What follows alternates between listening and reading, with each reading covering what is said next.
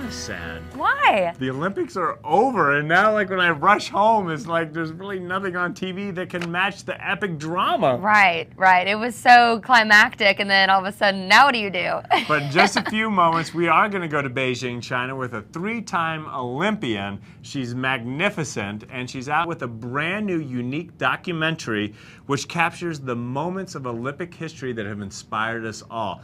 Let's check out a clip from this great award-winning documentary. When you look at those rings all hooked together, it's a collection of moments. There's like a gush of stuff coming at you, and it was like, wow. And see, this is what it does. That's how it feels. You know what I thought about? My father telling me it was great.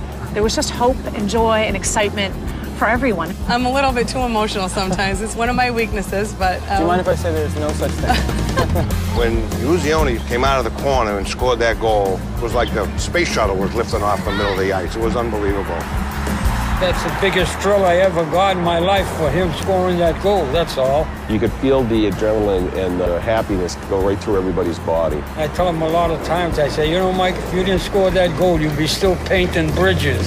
Well, this documentary has it all, including an amazing American. And we're going to be talking to her live in just a second. She has 2 World Cup titles with her U.S. women's soccer team, and she's a 3-time medalist, 2 of those gold with the U.S. women's soccer team.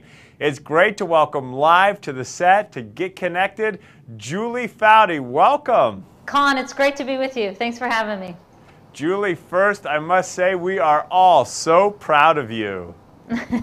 Thank you very much. I appreciate it. I know you are a star on the soccer field. What's it like being a celebrity in a documentary? It was so tremendous to watch because I had only seen a trailer of Let It Out, the movie.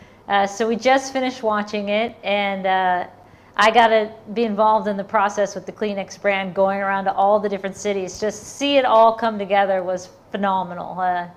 And so many, I mean, obviously the soccer story is in there. Walking away from the sport was not hard. It was walking away from the camaraderie, the locker room, the constant laughter. I mean, that's what followed that team for 17 years. They taught me so much more than I probably taught them, and they gave me that gift of unconditional love and sisterhood that I never expected. But the thing that I loved is you get this incredible view and perspective of all these different athletes that are competing, and the stories and the behind-the-scenes looks, and so very inspiring, and some tears, of course. This movie by Kleenex is amazing. It's called Let It Out. What did you take away from all the other athletes that were featured in the film? Well, you remember some of the stories that, you know, maybe like in '96 watching Jackie Joyner and in prior Olympics, and you hear Al Joyner, her brother's perspective, and how how close they are and how they trained together growing up, and you know, the Derek Redmond story, which is just incredible, about the British sprinter who pulled his hamstring and couldn't finish, and his dad, you may remember, comes out and helps him finish. And so just these stories that, you know, we focus so much coming into this Olympics about on some of the negative things, and you're reminded once again, it's why I love this documentary, of why the Olympics are so special and so unique. When you're involved in a team sport, the importance of other people is so profound there because you need them. Definitely was a real true sisterhood where you can count on anybody for anything.